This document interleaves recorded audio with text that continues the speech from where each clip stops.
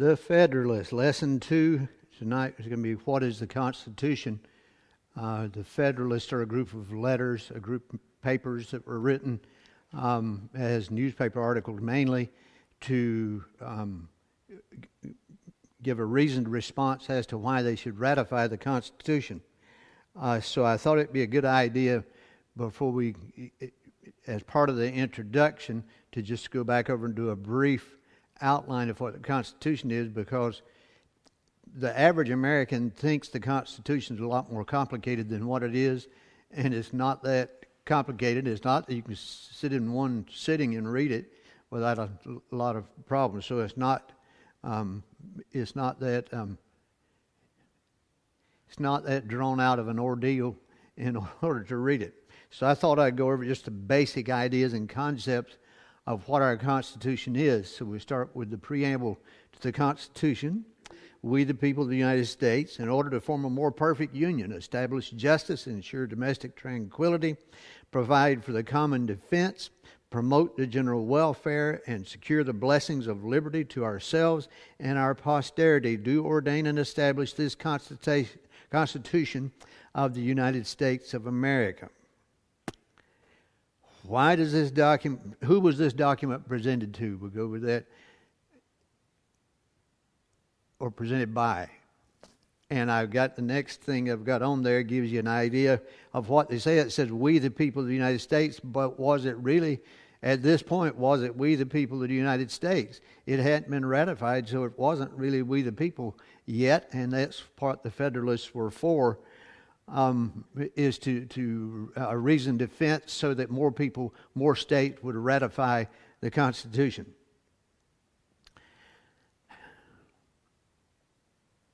The people of in the statement up there, people of the United States had, up to this point, had not ratified the Constitution.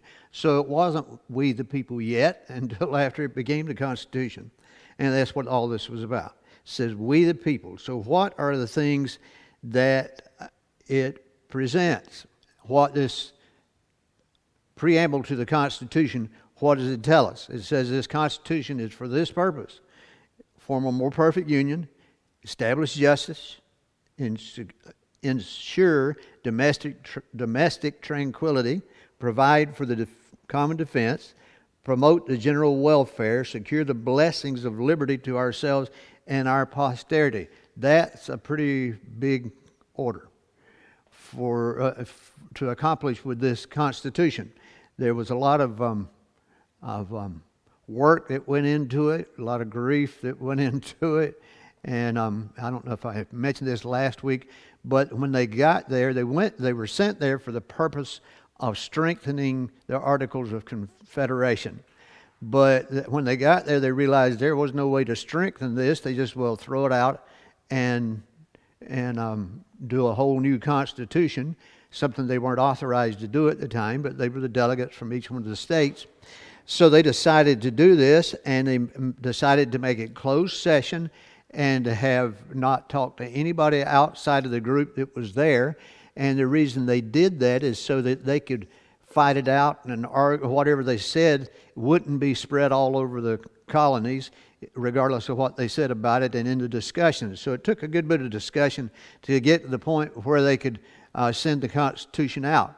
And it was it takes a lot of work when you're doing something of that nature. Cornell Law School says the preamble, this is an excerpt from their website, the preamble to the Constitution is a brief introduction that states the principles and purposes of the document. It does not grant any powers or rights. Now listen to that. It doesn't grant any powers or rights, but it expresses the intentions of the framers and the scope of the government. So it's defining what our government is, what kind of government we're going to have. And last week I asked the question, what kind of government do we have? And different people said different things, and I didn't weigh in on which way that I thought it would be, so we can determine that when we're done with this particular study. But this is what the preamble set about to do.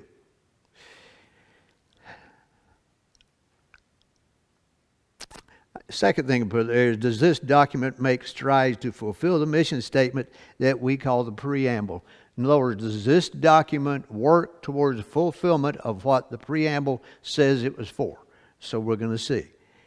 Opposition to the Constitution did exist. In case you didn't know, there were a bunch of people that were against the Constitution, and there were some pretty heavy discussions at the different states at the ratifying conventions and so on, determining if they're going to have the Constitution, if they're going to accept it or not. And to give you an idea, it says, this form of government is handed to you by the recommendations of a man who merits the confidence of the public. But you ought to recollect that the wisest and best men may err, and their errors, if adopted, may be fatal to the community. And the ones that championed it, they're talking about mainly was George Washington, James Madison, Benjamin Franklin. You know some of those names, I would think. It's written by an author that called himself Cato, and it would address the fact that they used pen names back then, pseudonyms, rather than using their actual names, so they wouldn't prejudice the thinking of whoever who it was picking up the document. And if I wrote an article and they say such and such an article by Randy Jones, and there's people out there that didn't like Randy Jones, they wouldn't read the article. Or if they thought they already knew what I thought about the subject, they wouldn't read the article necessarily. So they used pen names so that would not be a problem. The one that said that, best we've been able to identify through history, that was Cato, was the governor of New York at the time, which was George Clinton.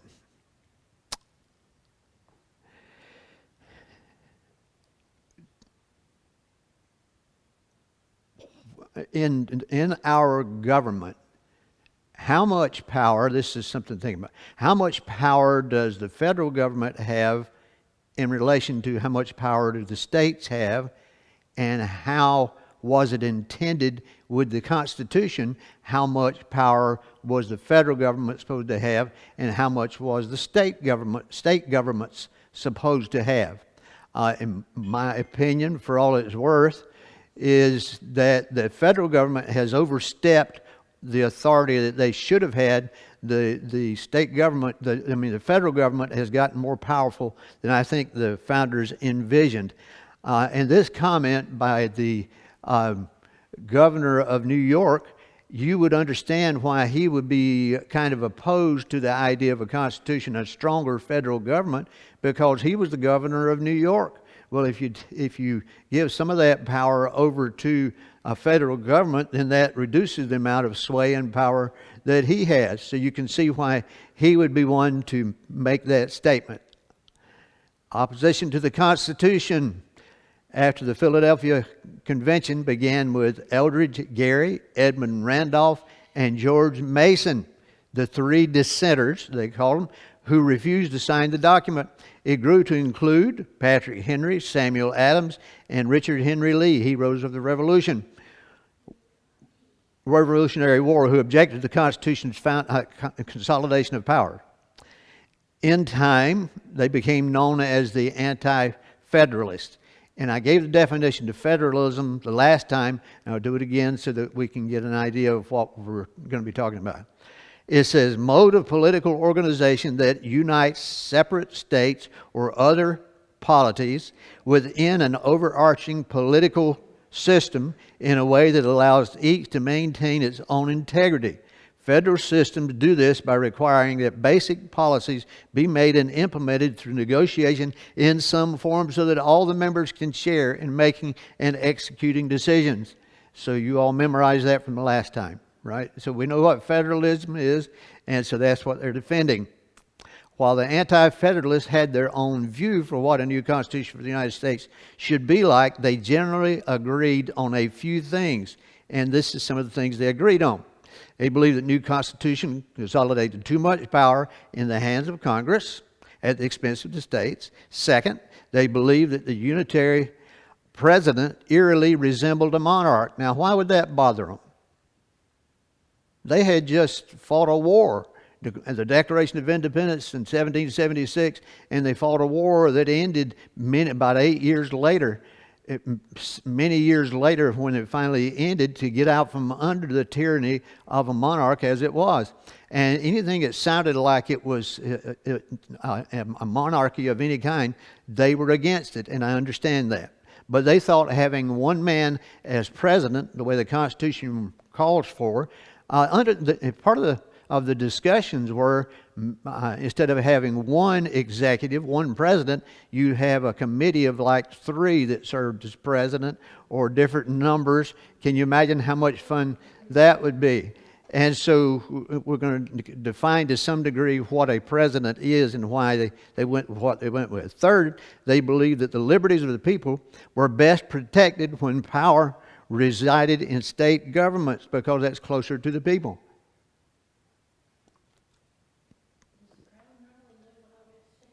Pardon me?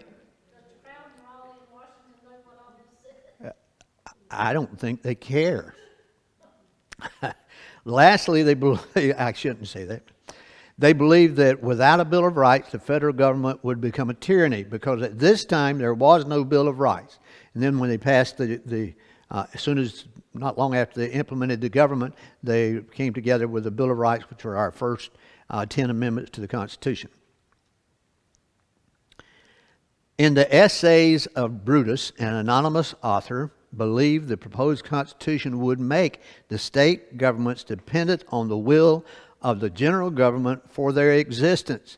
And it's become more that way. For instance, they say, North Carolina, you will teach in your public schools what we tell you to teach, or we will pull your federal funding. Shouldn't be that way. First place, truthfully, we should have never taken any federal funding in our schools. If we wanted to handle it ourselves, should have handled it ourselves. That was done a long time ago under a different vision than what I have. But we're servant. Our state has lost a lot of its power because of federal dollars. Money talks. Anti-Federalists in Massachusetts, Virginia, and New York, 3 crucial states, made ratification of the Constitution contingent upon a Bill of Rights. In other words, we will agree to ratify this Constitution. These states did. It says finally they agree that we'll ratify this if one of the first acts of business you do is to create a Bill of Rights. Why was it that a lot of the founders did not want a Bill of Rights? The reason many of them didn't and argued against them was, if we give a list of rights, then people will assume this is all you get. And if you list a Bill of Rights, then that's saying you can do this, you can do this, you can do this. But if it's not listed in this group, then you can't do this over here. And they address that in the 9th and the 10th Amendments. And we'll talk about that when the time comes. I like this. In Massachusetts, arguments between the Federalists and Anti-Federalists erupted in a physical brawl between Elbridge Gerry and Francis Dana. They got in fist fights over this ratifying the Constitution. Sensing the Anti-Federalist sentiment would sink ratification efforts, James Madison reluctantly, he was one that didn't want a Bill of Rights, reluctantly agreed to draft a list of rights that the new government could not encroach. They had all kinds of things that were proposed as in the Bill of Rights, and I think it was up to like 50 different ones, which would make it a lot more complicated than it needed to be. Since its adoption, pay attention to this, because I think this is important, and this shows one reason why some of them didn't want a Bill of Rights. Since its adoption, the Bill of Rights has become the most important part of the Constitution for most Americans. These 10 amendments have become the most important. In Supreme Court cases, the amendments are debated more frequently than the articles themselves in the Constitution. And people make statements like, well, the First Amendment gives us the right of free speech. No, it does not. It says the federal government cannot deny us free speech. The federal government didn't give us free speech because they didn't have free speech to give us. What did the Declaration of Independence say? It said we're endowed by our Creator with certain inalienable rights, among these life, liberties, and pursuit of happiness. They were saying your rights come from God. They don't come from the government. But yet they argue it in the court cases and all across the nation like the government. Yeah, well, the government gives you a right to bear arms. No, it doesn't. It says the government can't keep you from bearing arms. Just read what it says and read the way it's... Well, like First Amendment says, Congress shall... Who's it addressing? Congress. Congress shall make no laws respecting an establishment of religion or prohibiting the free exercise thereof. The government does not give us the freedom of religion. We already have it. We already had it. It was given to us by God. They're just stating that Congress can't take it away. As well, and then in the First Amendment also talks about free speech, freedom of the press, and freedom of people to peaceably assemble to present a redress of grievances. So they can't take it away, but yet, because they added these 10 amendments, this winds up being debated more in court cases than the Constitution itself, which should not be the case, but it is, as far as I'm concerned.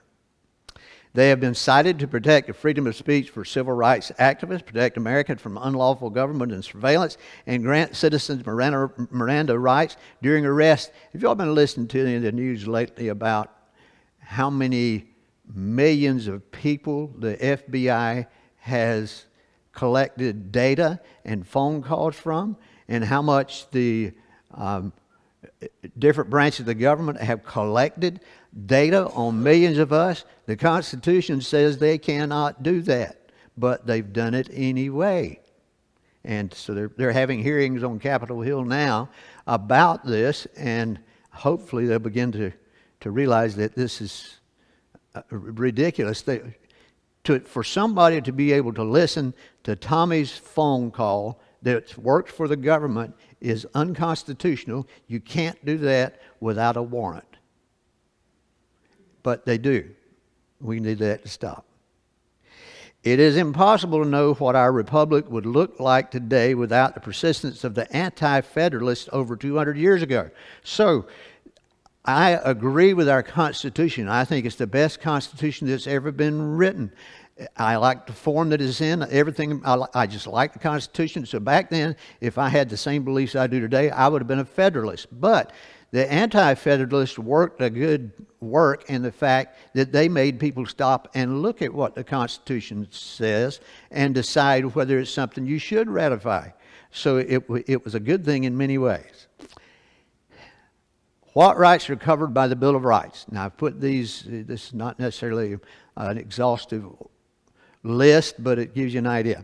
Restricts Congress from making any laws respecting an establishment of religion, restricts Congress from prohibiting the free exercise of religion. It also protects freedom of speech, freedom of the press, freedom to peaceably, I underline that, peaceably. There's nothing in the Constitution that says that anybody has a right to riot and burn down buildings, turn over cars, and kill people in the name of protest. It says you can do it peaceably. If you can't do it peaceably, they need to lock you up. Right to bear arms, quartering of troops. Of course, this one you wouldn't affect as much, but back then, before the Revolution, Britain would send their troops over here, and they would tell you, well, you've got to house them, and you've got to feed them, so they could put one in your house if they wanted to. And so one of the amendments have to do with that. It says that the illegal searches and seizures cannot be done, which we just kind of talked about. Grand jury, double jeopardy, self-incrimination, due process, criminal prosecutions, jury trial, right to confront and to counsel, common law suits, jury trial, excess bail or fines, cruel and unusual punishment. Now that's a tough one. What's cruel and unusual punishment? They've used that to argue a lot of different things. I don't, for all it's worth, if a man murders a little kid, I have no problem with the death penalty. I don't think there is, but they say the people that argue against the death penalty said that that's cruel and unusual punishment. Well, then it also has the non-enumerated rights and rights reserved to the states and the people. So the last two there says even if it's not listed in here, there's nothing that we can't touch any rights that God gave you, that the Creator gave. We can't touch any of those rights. We can't take those away from you. And the last one, it says there are many rights. If they're not listed in here, then they're reserved to the states and to the people. Anti-Federalist quotes. So watch some of these. Compulsive or treacherous measures to establish any government, whatever, will always excite jealousy among a free people. Better remain single and alone than blindly adopt whatever a few individuals shall demand. Be they ever so wise, I had rather be a free citizen of the small republic of Massachusetts than an oppressed subject of the great American empire. That was an argument from one of the anti-federalists. Here's another one. What then may we expect if the new Constitution be adopted as it now stands? The great will struggle for power, honor, and wealth. Well, that's going to happen anyway. The poor may become prey to avarice, insolence, and oppression. And while some are studying to supplant their neighbors and others striving to keep their stations, one villain will wink at the oppression of another, the people we fleeced, and the public business neglected.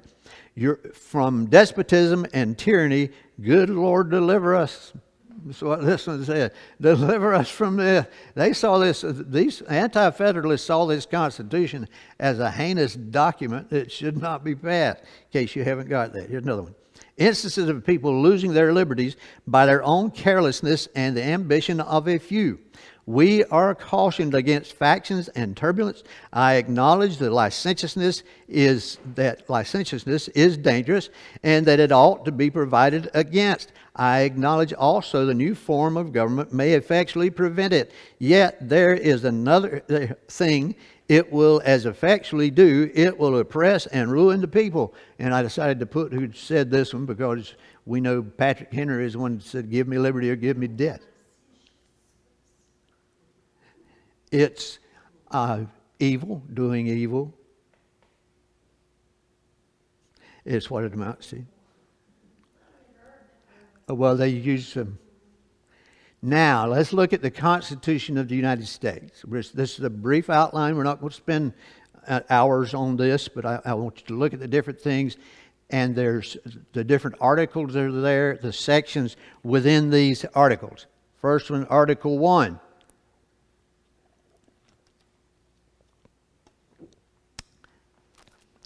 Says all legislative powers herein granted shall be vested in a Congress of the United States, which shall consist of a Senate and House of Representatives. Now, if you had to guess from the fact of the way it's established this, the very first article has to do with the legislature. So which part of the government do you think our founders thought should be the most powerful? The legislature. Has it always been that way? Many times you think the Supreme Court is all powerful.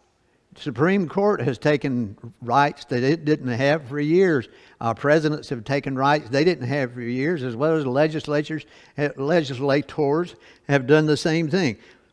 First thing they address is legislative powers, and they put it into two bodies, the House of Representatives and the Congress. Section 2. The House of Representatives shall be composed of members chosen every second year by the people of the several states. Okay. Why do you think the House of Representatives is elected every 2 years? In other words, if I was elected to the House to represent the 3rd District, which is what we're in, and I went to Washington, my term is 2 years. I have to run for election again in 2 years. Why do you think they had it down to 2 years? Why do you think they put this at 2 years and the Senate at 6 years?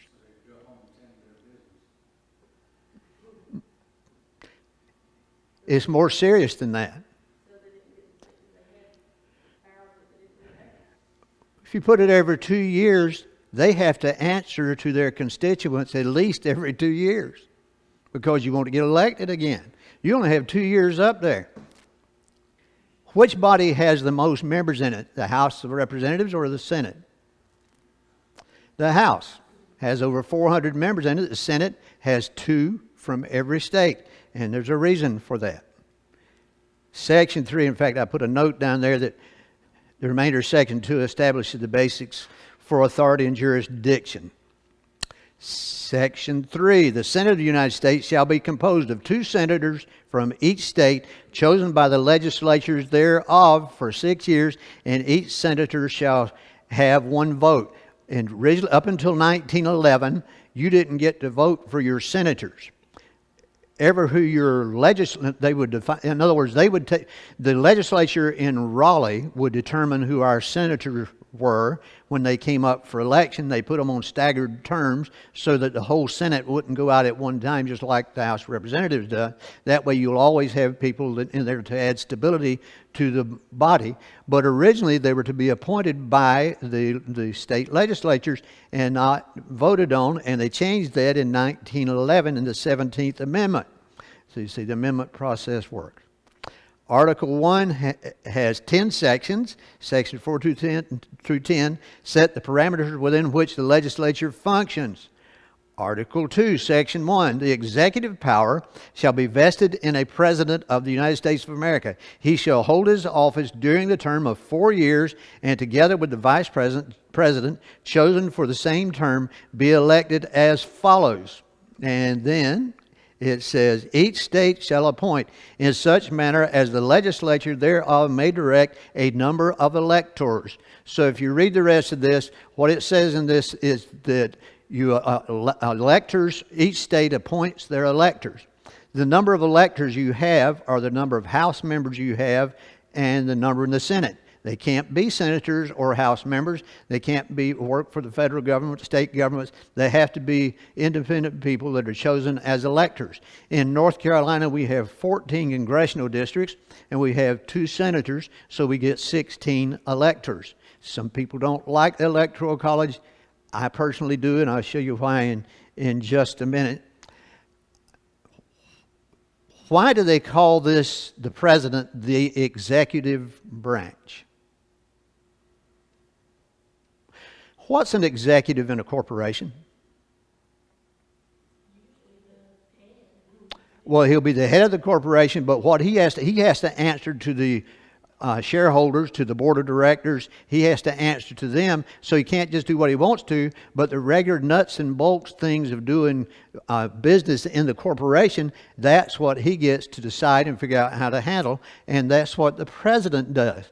That's the reason, me personally, as this is a general rule, I would rather have a governor elected as president than to have a senator or a House of Representatives elected as president.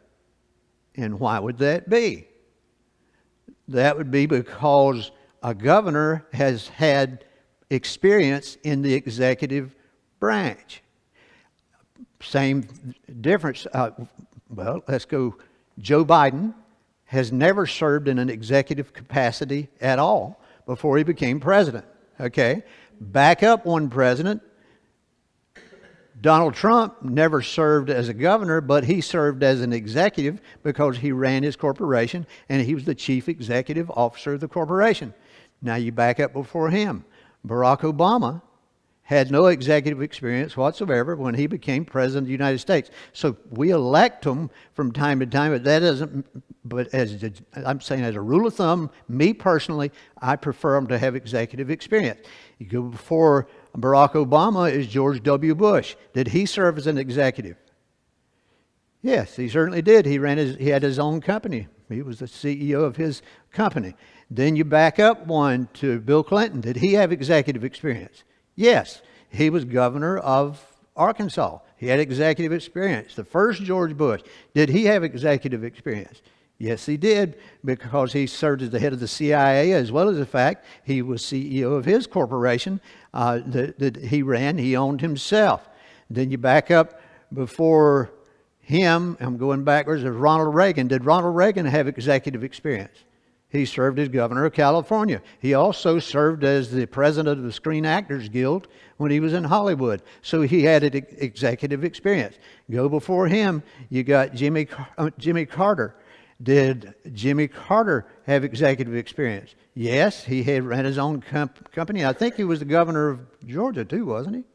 So he had executive experience anyway. You go before him, you had Gerald Ford. Did he have executive experience? No. He didn't have executive experience. He had served in government, but he didn't have executive experience, I don't think. Correct me if I'm wrong. Back before him was Richard Nixon. Did he have executive experience? He really didn't have any executive experience. Then you go back before him, you have Truman. Did he have executive experience? He was in business at one time. You could say he had executive experience. Then you can go on back before Truman. You had Eisenhower. Did he have executive experience? Yes, he did. He was the general of the Army during World War II. He served as head of the American troops and as well as head of all the troops in Europe at that particular time. So you see, as we go down through the years, you can see that each one of them, some of them had executive experience, some of them didn't. That doesn't mean they'll be a good president or a bad president because of that. It's just saying that that's what my personal opinion is. I'd rather have somebody for president of the United States who's the chief executive officer of the United States of America, 340 million people roughly. I'd rather have some executive experience because being president is on-the-job training to a large degree because it's not something you could really, until you're elected, you've never done it before. But still, I'd rather they have executive experience. So, before we go any further, I want to talk about the way the president is elected and whether that's a good thing or whether that's a bad thing and why they did it the way they did it. And the reason they did it the way they did it is pretty much for the same reason that you have the House that's elected every 2 years and the Senate that's elected every 6 years. Why do you have it like that? The reason you have it like that is because you had, let's get this. This was the, did I skip one? Yeah. Did I have that one up there? Okay, that's where I meant to be. This is the 13 original colonies, starting up Massachusetts with both these. Now this is Maine. You had New Hampshire. You didn't have Vermont. You had Connecticut, Rhode Island, New York, Pennsylvania, New Jersey, Delaware, Maryland, Virginia, North Carolina, South Carolina, and Georgia.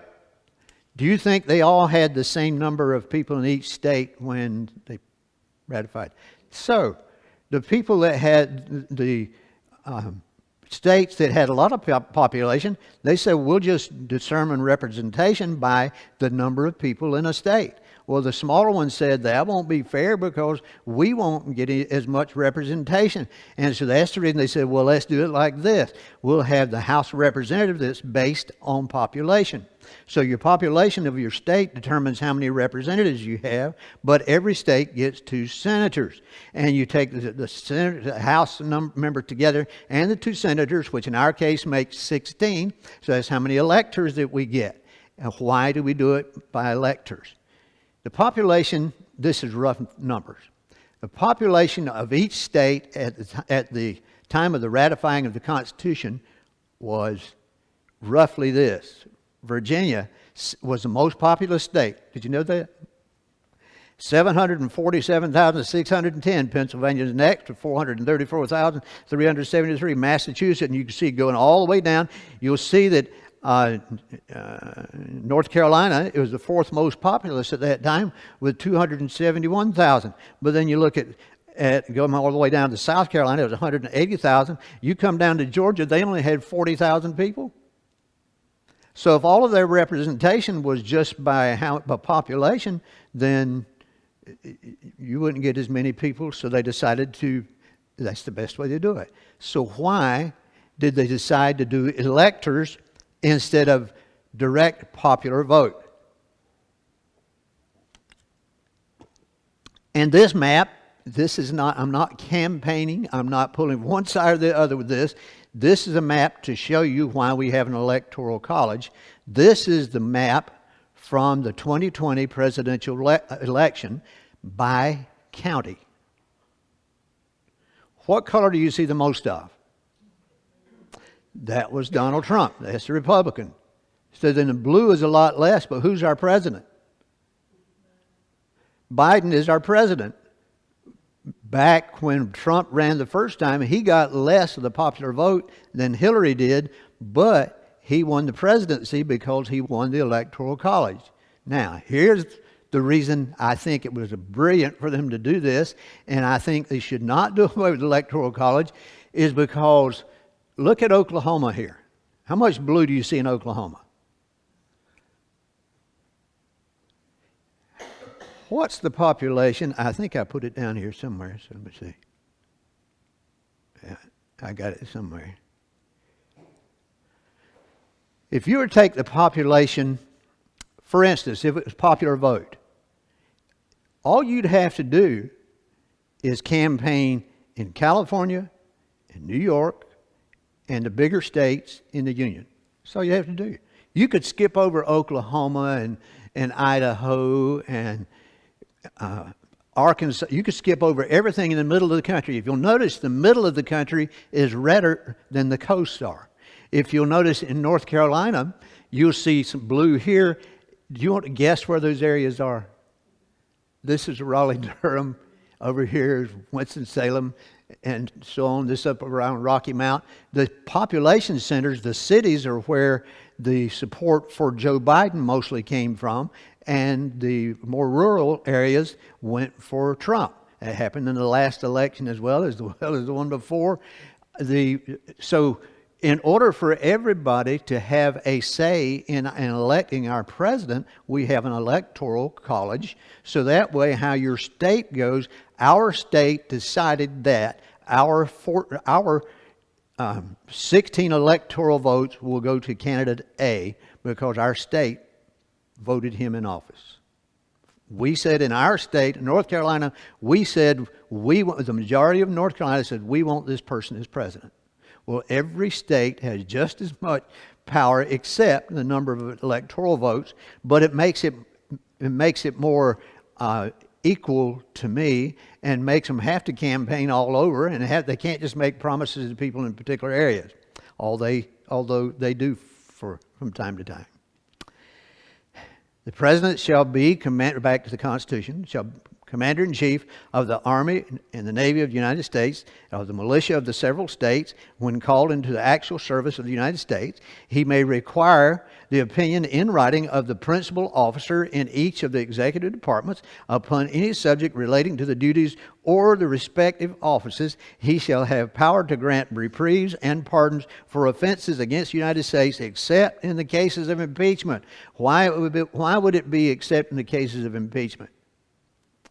Because if you impeached the president and the Senate removed him from office and you were president before you were removed, you could pardon yourself before you were ever kicked out of office.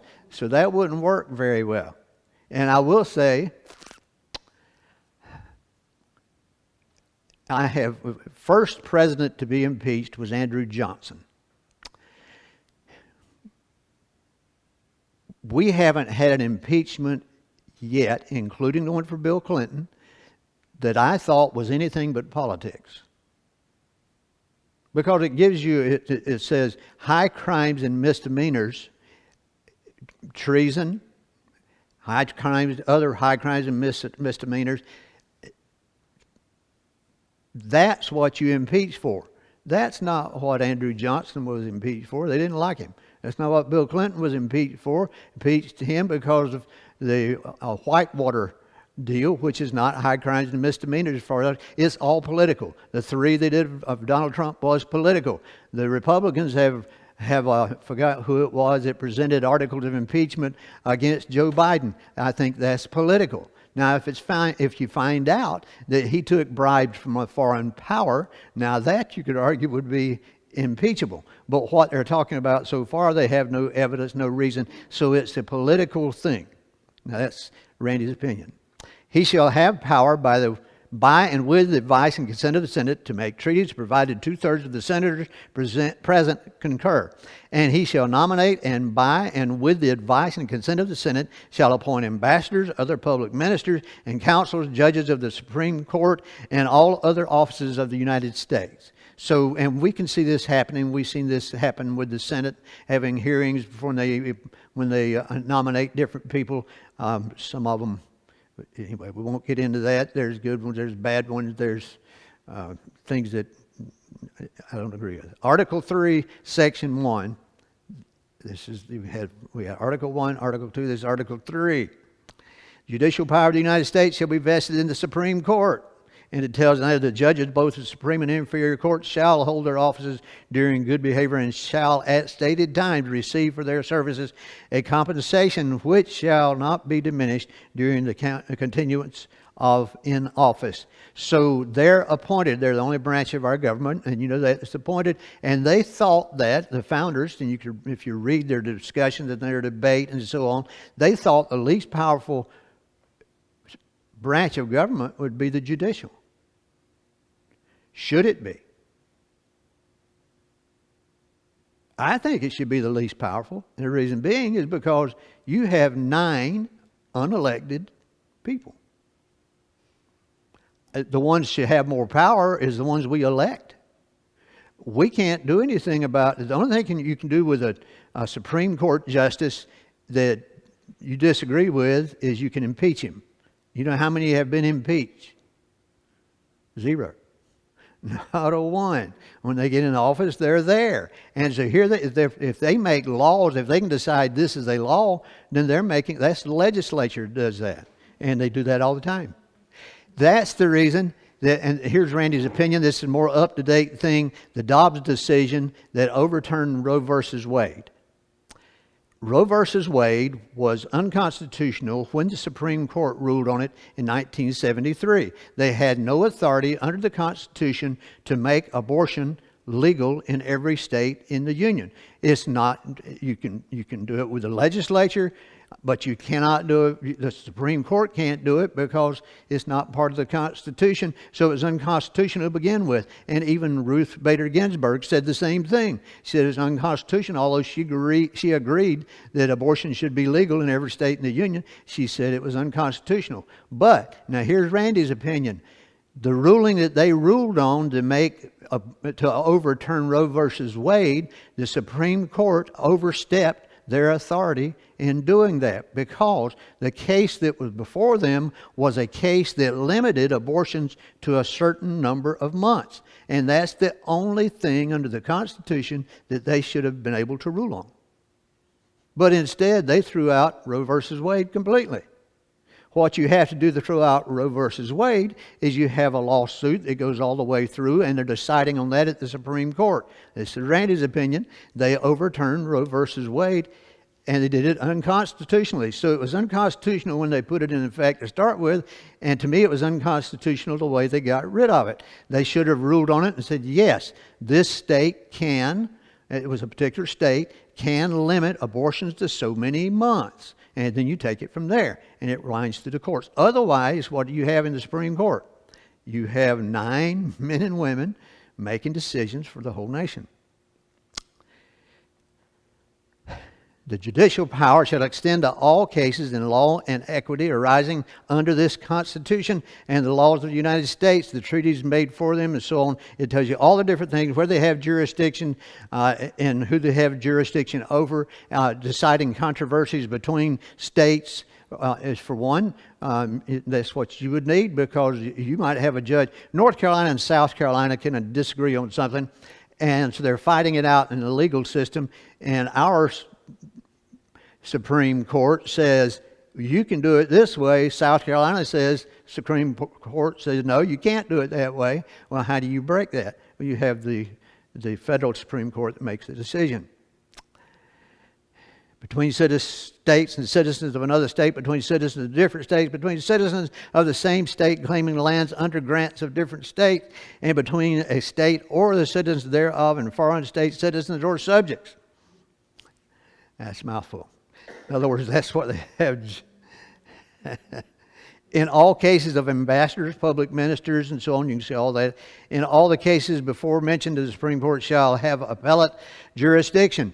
So what happens? You carry a case to the court and you lose.